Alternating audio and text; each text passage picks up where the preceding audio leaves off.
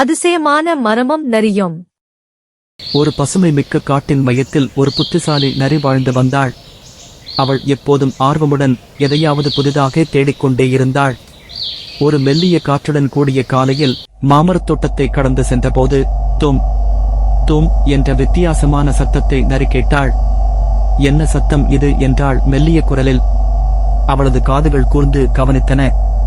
அது நதிவளைவின் அருகில் இருந்து அடர்ந்த மரத்திலிருந்து வந்தது. மெல்ல மெல்ல அருகே சென்றாள். தும் தும் என்ற ஒலி தொடர்ந்து கேட்டது.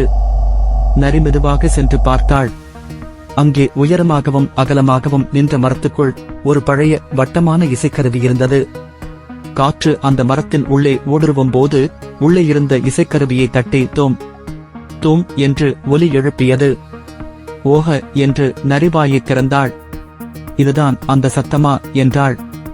இதுதான் எனக்கு பயமாக இருந்ததா என்று சிரிக்க நினைத்த வேளையில் பின்புறத்தில் ஏதோ சலசலப்பு கேட்டது. அந்த தோம் தோம் சத்தத்தை கேட்டு சில முயல்களும் அணிலும் அஞ்சினர். ஓடுங்க, அது மிருகமா இருக்கலாம் என்று ஒரு முயல் கத்தியது. இல்லை இல்லை, அது மரத்துக்குள்ள சிக்கிக்கொண்ட இசைக்கருவியில் இருந்து வருகிறது என்று நரி கூறினாள். ஆனால் யாரும் கேட்காமல் ஓடிவிட்டார்கள். நாம் புரியாததை நினைத்து என் பயப்படுகிறோம் என்று யோசித்தாள். பின்னர் அவளுக்கு ஒரு யோசனை வந்தது. அவள் மரத்தில் மெதுவாக ஏறி அந்த இசைக்கருவியை வெளியில் இழுத்தாள். தும் சத்தம் நின்றது.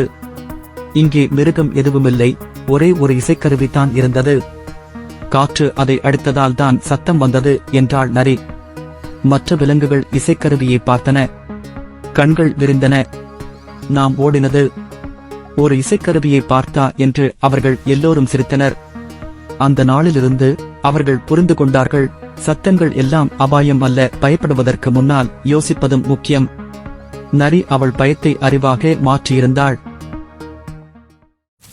சப்ஸ்கிரைப் பண்ணுங்க, லைக் பண்ணுங்க, மறக்காம பெல் பட்டனை கிளிக் பண்ணுங்க. தேங்க்யூ.